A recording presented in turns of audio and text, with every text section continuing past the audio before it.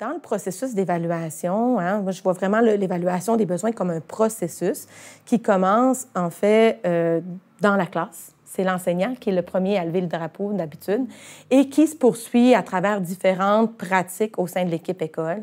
Une de ces pratiques, c'est justement le moment formel où un intervenant, un professionnel des services complémentaires rencontre un élève, ici un élève issu de l'immigration, pour évaluer de façon plus spécifique, dans le fond, son profil et établir la nature et la sévérité des difficultés.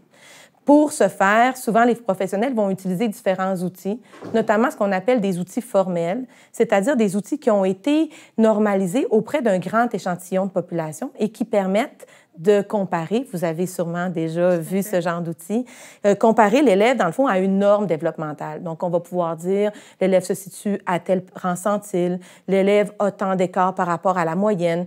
Ce genre d'outils-là nous permettent, en fait, de comparer l'élève à un ensemble. Le défi avec les élèves issus de l'immigration et les élèves appartenant à des minorités, c'est le fait qu'ils ne sont pas nécessairement, ils ne font pas partie intégrante de l'échantillon de normalisation.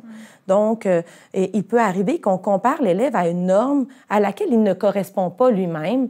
Et à ce moment-là, ça peut nous amener des jugements qui ne sont pas tout à fait appropriés par rapport au profil de l'élève. Donc, c'est ce qu'on entend, dans le fond, par les biais associés aux outils formels. Et il y a deux types de biais principaux.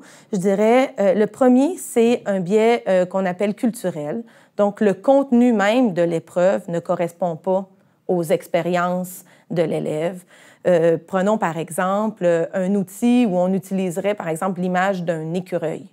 Bien, le fait que l'élève ne connaisse pas cet animal-là, parce qu'il n'a pas grandi au Québec, par exemple, bien, ça ne veut pas dire qu'il n'est pas capable de faire la tâche. Mais c'est sûr que ça le place dans une position où peut-être que la tâche va être plus difficile à faire. Il va moins montrer qu'il est capable, qu'il est en mesure de la réaliser.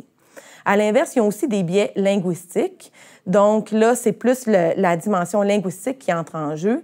Et ça, c'est le cas pour plusieurs élèves, même des élèves francophones, où, par exemple, les variantes du français vont faire en sorte que si dans un test, on utilise le mot « chaussette », bien, puis que l'élève, lui, est habitué d'entendre le mot « bas », bien, peut-être qu'il ne sera pas en mesure aussi de performer à sa juste valeur à l'intérieur du test. Donc, ce qui est important à retenir, je pense, à ce niveau-là, c'est d'être conscient, d'être capable d'analyser nos propres outils et d'être capable de jeter sur un regard critique qui nous permet de voir justement qu'est-ce que ces outils-là sont en mesure de nous apporter, mais aussi jusqu'à quel point est-ce qu'ils peuvent limiter notre compréhension du profil de l'élève.